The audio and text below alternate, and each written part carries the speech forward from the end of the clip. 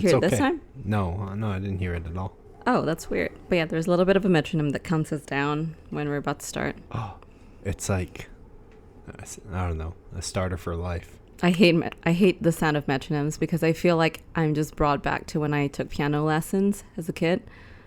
It was traumatizing. Like, you would have to play the song to the beats of the metronome to make sure you're on time, but I was never on time, and my piano teacher was not happy about it. So, not great memories. And that's what traumatized you? Yeah. Did they like slap your hand with a bamboo stick, or yeah, did they just like raise their voice a little bit? Well, not a little bit, like, but she was, I don't know, I feel like this is a common experience with people who have taken piano lessons, and more often than not, people who take these piano lessons are Asian. But anyway, I took piano lessons when I was young for about 11 years. I can't play any songs now, but yes, my piano teacher wasn't the nicest person. Maybe she was also really stressed out because I was a horrible student. Like, I never practiced any of my songs, but she would be very upset. Yeah, I mean, you should probably practice the songs. Your parents are paying for this lesson, and you are not fully utilizing the potential that you have to be the world's greatest pianist. And maybe the teacher saw it in you, but you were just wasting away your talent. I think that boat has sailed because it's been, I don't know, like a good 20 years since I've stopped, and I can play one song, and I can't even play that song properly. Hey, you played a song for me on my birthday once. Did I? What song did I play for you? It was like an Ed Sheeran song about, like, I don't know, there's something about like daylight and coffee. Yes. Reverb. I don't know what the heck it was called. I can't remember the name of that song, but it was such a beautiful ballad, and I tried to play it for Elbert for his birthday because I was like, I had this fantasy where I would play a song and he would be so in awe, but I don't think I played it very well. No, I liked it. I also have a fantasy where you're playing a song but naked. Every man's fantasy. All right. Anyway, this is a perfect time for a segue. Anyway, welcome back to Slightly Burnt Toast. I'm Samantha. And I'm Albert. And we are married. Yes. Yeah, I hope so. We are. What do you mean you hope so? I mean, I don't know why we need to keep repeating the fact that we're married. Because sometimes people join in during like random episodes and they have no idea who they're here like listening to. So being married is like a critical piece of information. Well, they need to know who they're like listening to. Why are you making this so complicated? You're talking to married people. Run while you can. Run, Forrest, run. This is actually the first episode where we're actually filming while drinking. Like, we have, well, not that much, but we were sharing a can of beer. The marriage is going fine. This is not an issue with the marriage itself. It's summer and it's really, really hot out. And we just got back from a walk, so. It is. And I don't know when we're going to publish this, actually, to be honest. I think we're really close to launching the podcast, but by the time it launches, it's not going to be summer. It's fine. You can drink beer whenever. Like, it doesn't have to be a summer thing. Yeah, I mean, there's certain situations where you probably shouldn't drink beer. Like when? Like at a funeral, for one. Why are you bringing... Okay.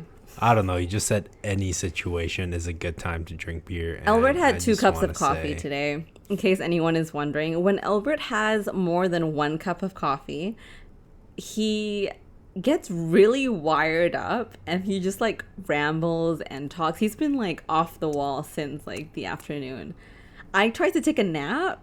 And I was like, babe, just give me silence for like 5 minutes. And like not even 10 seconds in, like he was just like, blah, blah, blah, blah, blah, blah, blah, blah. Oh, God, I'm sorry. It's fine. That's why I don't take naps. Well, I mean, you took a nap like 2 weeks ago for like 2.5 hours. I think I was also sick. Anyway, welcome back to Slightly Burnt Toast. For the second time. Where we talk about... I'm sorry. Do you want to give the intro? How about you go for it? Go for it, Albert. I'm sorry about the cough. Yes, Slightly Burnt Toast, where we burn toast and then we talk about it. That's not what this podcast is about. Okay. No, babe. You want to try again? No, you can go for it. You just want me to do it. You know what this is about. We just talked about it. Anyway, welcome back to Slightly Burnt Toast. This is a podcast where we just really shoot the shit and just talk about sometimes really random things, and sometimes really, I don't know, in-depth thoughts that we have, or just like conversations that we have that we think you guys would find interesting. We could be talking about relationships, which I think a lot of the topics that we've recorded so far are kind of around relationships and life and just our thoughts. Like a lot of the times we don't agree with things, and we figure like since we have such fun conversations off a podcast, like why not record it and just see what everybody else thinks. Yeah, I mean, we don't disagree on so many things. We're disagreeing with that now. Of stuff. Okay, here we go. Here we go again. Let me just strap in for this roller coaster ride. But if you have not tuned in, if you have not tuned in to us before, Slightly Burnt Toast was a name that we came up with because when we first started dating, or actually when we first met, one of our first jokes was surrounding toasting a woman. So without diving too deep into that, it's just been an ongoing joke that we've had throughout our entire relationship. Mm-hmm. Figuratively speaking. And this is a metaphor, not real toasting, because that's messed up. No, not actually burning a woman. No. We're talking like sexual toasting. Oh, yeah. We're saying that word. Okay. Yeah. Are we not? I don't know. I guess we are. Okay. Well, anyway, TMI. But also, when we were thinking about a name for a podcast, we searched up something called Slightly Burnt Toast. And it was a theory that was circulating on TikTok at a time about, you know, how certain things happen in life that you can kind of take as something not so great, but actually it's saving you from something that could be detrimental, or just saving you for something that could be better.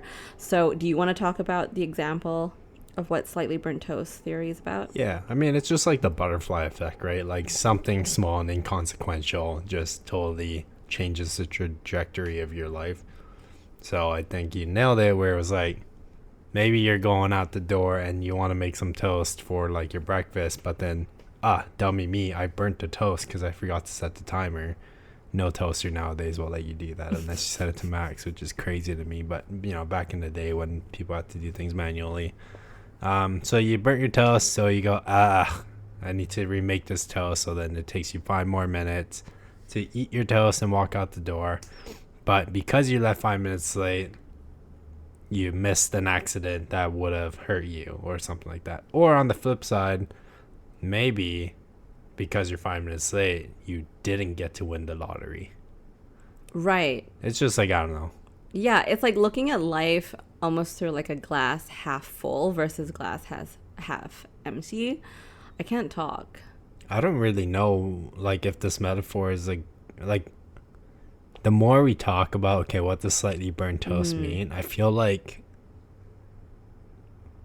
I don't really jive with it too much. Yeah. But what I like is that our joke is about toasting, and slightly burnt toast maybe just means that it was toasted a little too much. Totally. Over and the also years. And also, you guys, we've recorded too many episodes to really change our names, so we're just too lazy to do that. So we're stuck with Slightly Burnt Toast, and you're just gonna have to deal with it. Yes, but we will define the meaning of slightly burnt toast in our own way, irrespective of TikTok's trends, because we will set the trends. Totally. And speaking of TikTok and social media, we've had a really good week this week, haven't we? Yeah, you've had a good week. Well, you had a good week too. You're in the video. Yeah, I mean, it was cool. So this week, after, you know, creating content for, I think, 10 years, video of mine actually went viral. And like, I think we're at, 4.6 million views on Instagram and 1 million on TikTok right now. Whoa. I know. That number really grew. It just like skyrocketed and just kind of blew up on its own. So basically what it was a very kind of low effort video too. It was a video snippet from our wedding, and it was during the cake cutting ceremony, and I had cake in my mouth already. So basically the entire video was just me asking Albert to pause for a bit as I chew. And as I was pausing, he was kind of making the motion of an airplane trying to feed me.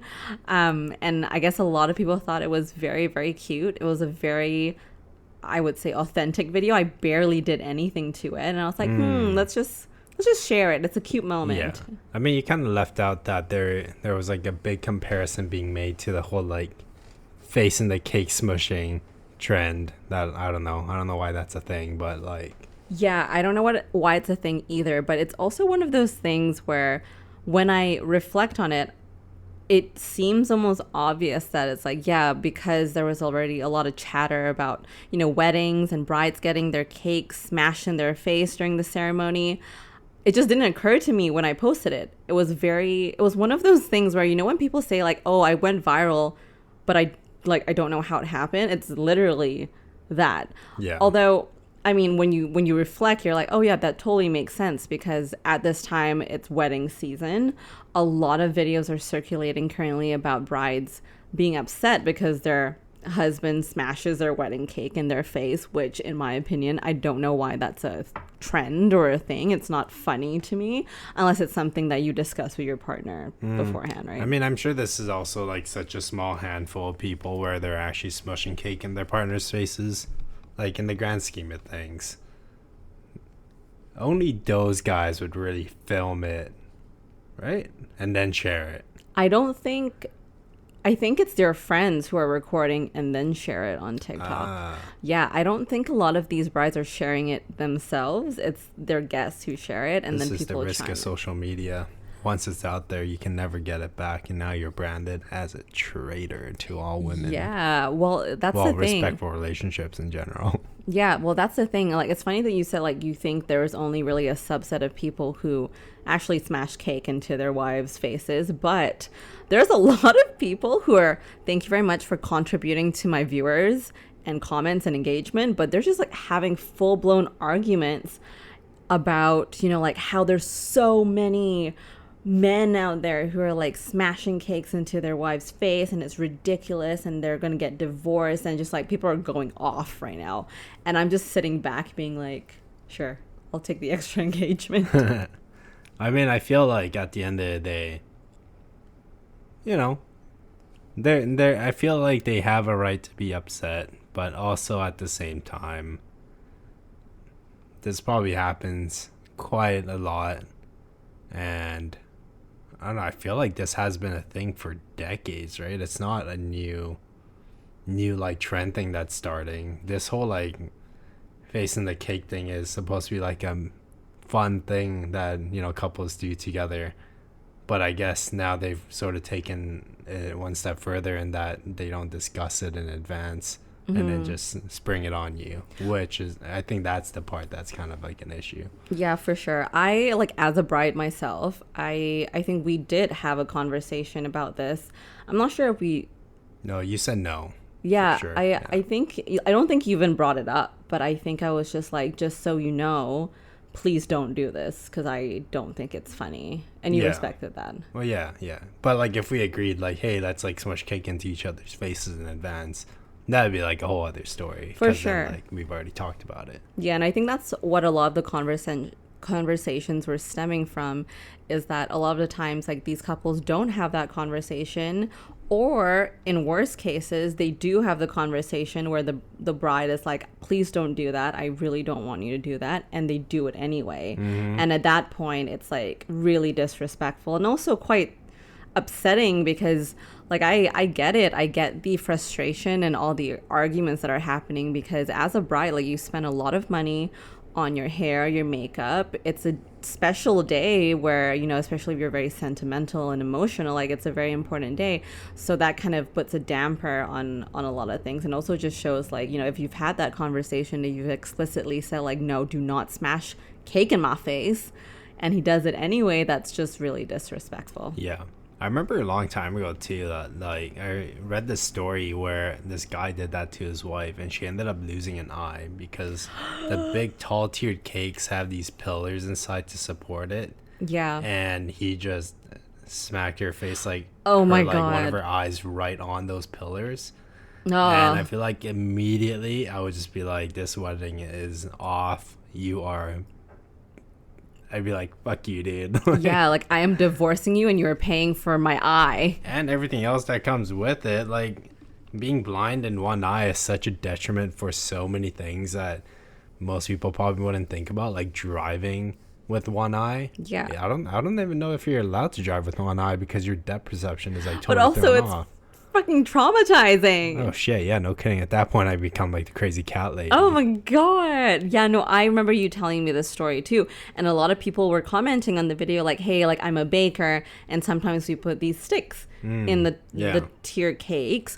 Or there's like tiny little, like Sydney, like my sister, she bakes and sometimes she puts little, what are those little sticks that you like dig your toothpicks, yes, and they put those in there too. Why? Like depends on what the design of the cake is. And so like smashing even chunks of cake, whether her head's in the cake itself or you're taking a piece of cake and smashing it into her face, like it could really hurt somebody. Yeah, the last thing you want is a bloody bride. Yeah.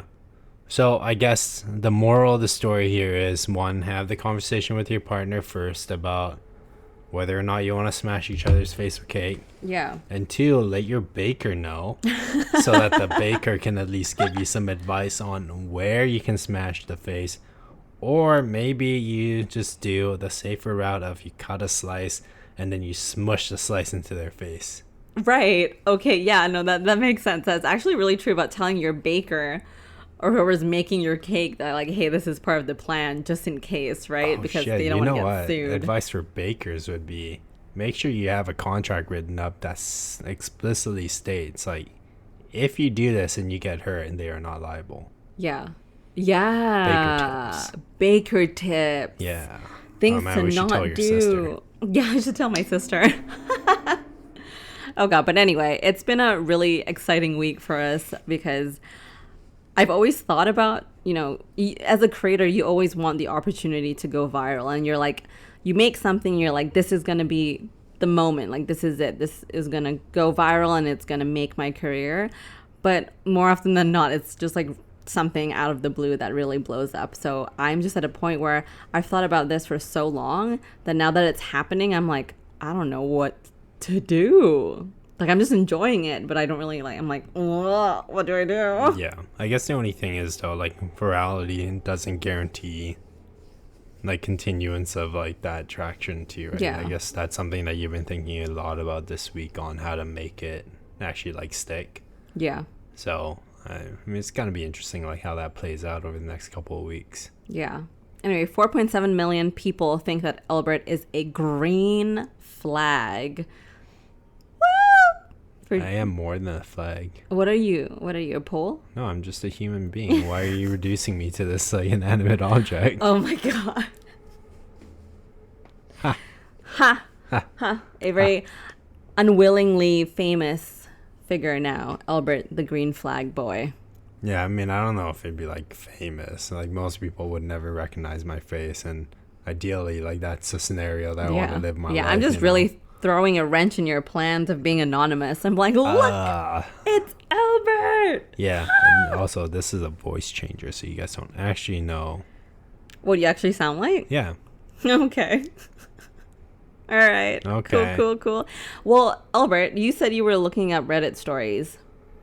Yeah, are we doing that? Yeah, let's do it. Okay, this Reddit story is kind of interesting. There's a two-parter. Yeah, because I feel like we're on Reddit reading really random stories sometimes, and I'm like, why not we just talk about it? Because since we're talking about green flag, red flags, I don't know. This might be an interesting one where there are no flags at all. Okay. But, all right. Go for it. So let me actually just, I'll summarize it because I don't want to read the entire thing. Yeah, paraphrase. Essentially, this lady and her husband have been married for 2 years, and they found out some time ago that he has a kid, right? That they didn't know about. Neither of them knew about it. And so they, do the logical thing of doing a DNA test and verify that he's actually the father and make sure the other side is not being crazy. And it turns out, yes, he is the father. But the thing here is that no one actually did anything wrong. So he ended up having this kid with another woman like at least a year before he met the current one that he's now married with. And at the point of marriage, they both agreed that they will be childless for the rest of the marriage, right? Like they were just like, yeah, we had this conversation and we don't want any kids in our lives. We just want to be dinks, dual income, no kids. And that's how they kind of proceeded with their happy marriage for 2 years, right? Until this news came about. But since the news came about, I guess something changed with the guy where he now really wants to be involved in the kid's life, which, you know, I wouldn't blame him, right? Like if you find out you have a kid and you want to be there for the kid, you're essentially taking responsibility for like the action that you had taken, you know, some years ago, right? Sorry, so to clarify, he didn't know that he had a kid with another woman. No. Yeah, he found out like so the story states that the kid is 5 years old. The person that he's married to, he met 4 years ago, and they've been married for 2 years. Right? So in no period is there an overlap of like cheating or anything like that. It's just like he found out later on that he has a kid. I guess the other woman just decided to like tell him later on. Yeah, that was my next question, is like for 5 years, that's a really long time to not tell the father of a child that you have that he's the father. So I'm kind of curious, like, why did she choose to tell him 5 years later? I don't know. This story doesn't really go into it, but I think like this story doesn't really go too much into about the other lady. It doesn't sound like she's a jerk or anything like that, and that it was just like maybe she just thought later on, a few years later, that it would be good to at least tell him that he has a kid, right? But it's not like she was being manipulative or anything like that, according to how the story is laid out. So I think the issue with this story is that this lady is asking if she's being the jerk here, or, you know, it's the am I the asshole like stories, because she can't stand kids. Right? When they got married, they agreed to have no kids. He wants to be involved in the kid's life, but she doesn't want to be a stepmother. But she still obviously loves the guy and like wants to spend time with him, like be involved in his life, but doesn't want to with the kid there. So she's trying to like weigh the situation here, and it's like, what do you do? Oh, that's kind of tricky, but I feel like because she explicitly told him before they got married, like she laid out the expectation that like, no, she does not want kids, and he agreed to that.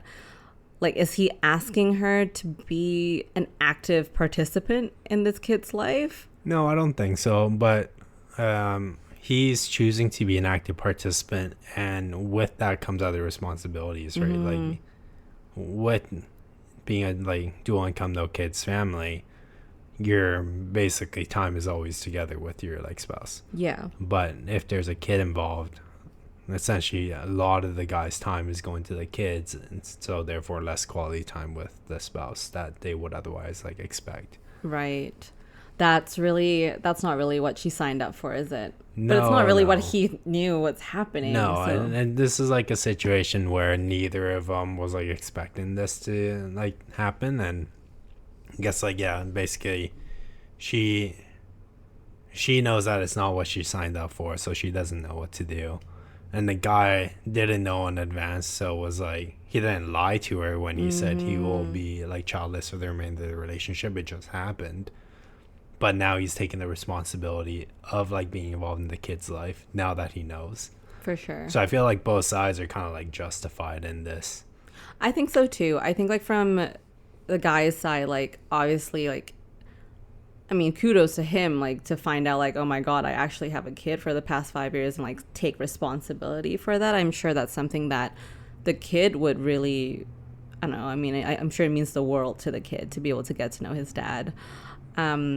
But yeah, no, it's tricky because like no one's really in the wrong. I think it's one of those things where, you know, I guess it comes down to like, is love really enough? And we actually talked about this in one of our like other podcasts, but like, is love really enough to the sense that like she loves him, but is she willing to live the rest of her life with this additional, because the kid's not going to go away. No, yeah, the kid's not going to go away. And she's going to have to essentially, whether she likes it or not, be a stepmom of sorts.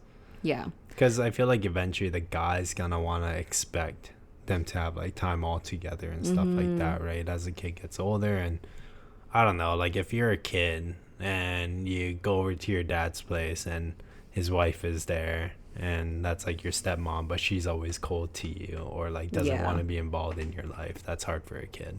For sure. And I'm sure there's like a lot of conversations like they need to have about like boundaries, I guess. But again, you're right, because it's really hard to set boundaries when it comes to like children. Because like, I mean, if you're gonna co-parent with someone, the kid is gonna hang out in your house. You know, some holidays you'll be spending with the kid.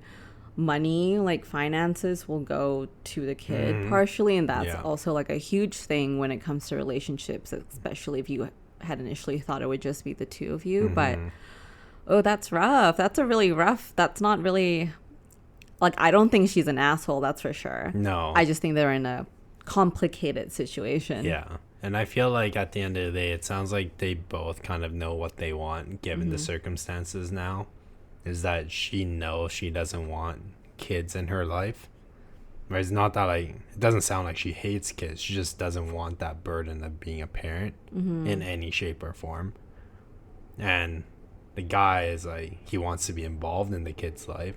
So now there's like a split direction in like where they want this relationship to go. And, you know, I wonder if there are certain things here where, like you said, is love really enough? Is that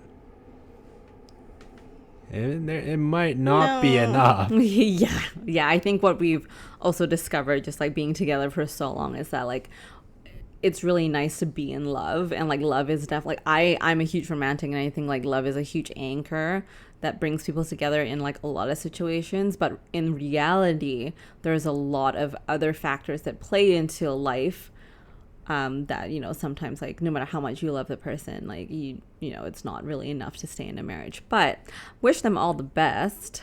I don't know, if I was in her shoes, and I don't hate kids, but like if I'm picturing myself like someone who does not want to be involved with children, etc., and just finding this out, I feel like I would reluctantly but be open to like give it a shot for a little bit.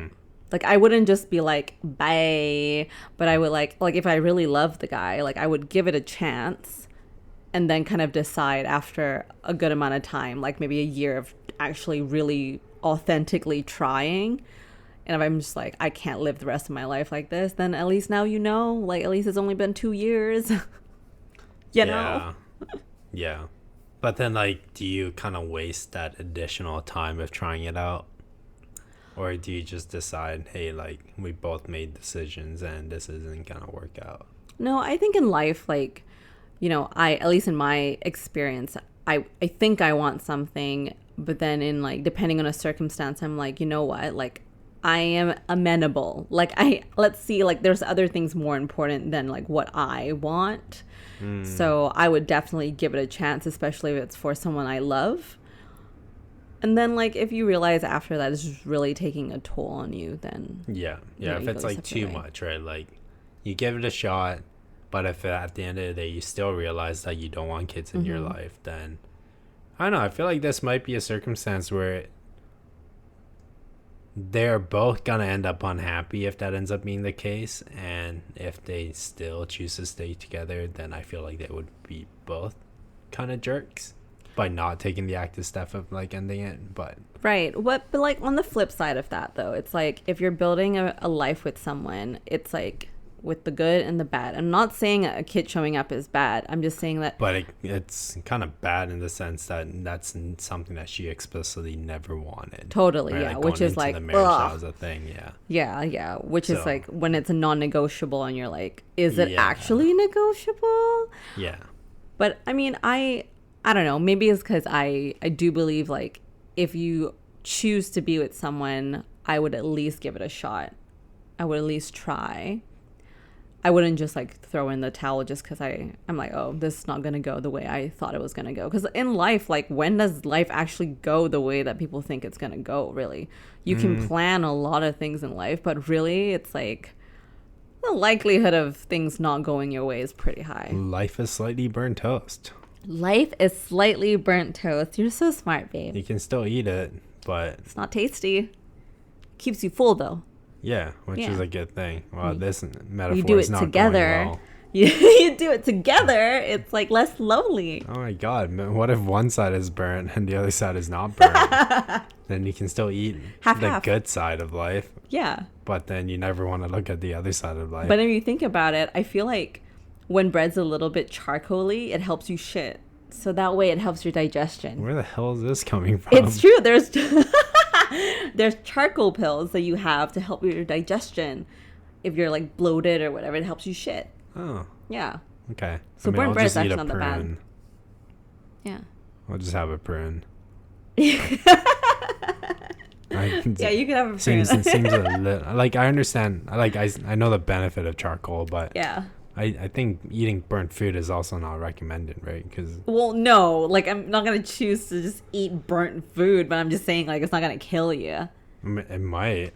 I mean, if you eat burnt food every day, it'll kill you. Probably. I don't know. Don't listen to us. We're not health professionals. Yeah, that's true. Don't listen to anything we're saying. We're not professionals in anything. Well, we're professionals in our industries, but it's not health, psychology, medicine, law. Law? No, we're not business experts. No. But if you want to talk about programming and enterprise software, I'll talk to you about that. Oh my God. You should do a single like episode just talking about really nerdy stuff like code and video games. I think it'd be so funny. Oh shit, yeah. There is one topic that I thought was like really interesting. Which is what? I don't know. I feel like, should we talk about this now? Because we're suddenly pivoting from like relationship stories to like what is the matter of life, you know? Oh, well, okay, let's just keep that to your own personal episode. Future episode. No, you got to be here for this. I think it'd be way more funny if you just did that episode by yourself. Just talk to myself? That sounds so boring. What? Oh God. Just have some coffee. You'll be fine. Anyway, thanks for finding that Reddit story. That was actually really there's actually an update to it. Oh, is there? What's the update? You could have mentioned that earlier. I want to know what happened. Let me see. Did they stay together? Did they know Okay, so the update is that the husband wants to spend as much time with the kid as possible, and he also wants the kid to be with them at their house a few days a week. Their vows included being child-free, and this was before they found out. They actually got a vasectomy and their tube tied after the marriage to follow through with that. Oh my God. So we know that he kind of meant it, right? And she still doesn't like children, doesn't want to be involved as a stepmother. And also stated about, okay, that's a little bit like extreme, but she said that yes, she would stay with him even if he got in an accident and became disabled, and that's how far she would go for him. It just sounds like the kid thing is a non-negotiable for her because she feels like she can't ever love the kid and that she won't be a good stepmom, but she loves the husband. So it's kind of like tough. It sounds like the kid is a real non-negotiable for him. Oof. And I feel like at this point they should just go separate ways. Wait, that was the update? Yeah, I think the update is basically like they agreed that if neither side is going to compromise. Oh, that's a hard compromise. Yeah. I mean, if you get your tubes tied, that's like really non-negotiable. I thought they were just committed to that. I thought this was just one of those occasions where you're like, I don't like kids, and then maybe a few years down the line you're like, maybe I'll have kids. But I guess not. I guess they really weren't wanting any children. Yeah. Wow. I mean, I totally see the appeal, especially in today's market about dual income, no kids. Yeah. You know, like we are in a city where housing is literally like to get like a small home. Sorry, not a home, like a small box in an apartment that's like maybe 600 to 800 square feet. You would need to be earning something close to like, I don't know, 250,000 a year as a collective household. Yeah. And I'm just like, that's batshit crazy to me. Because bonkers. Like, yes, certain professions make that, but you're looking at like the average good earning like professions. Yeah. That, like, you know, being a teacher or like, I don't know. Yeah. It's rough. Like, there's definitely like rationale for it, right? Yeah. Plus, like, that's rough. You don't have to pay for their daycare. You don't have to deal with all their extracurriculars. You can probably retire at like 45 because you're saving so much money. So yes, we understand there is an appeal to it. You can wake up late. You can go to bed whenever you want. You want to buy that video game? Fuck it, dude.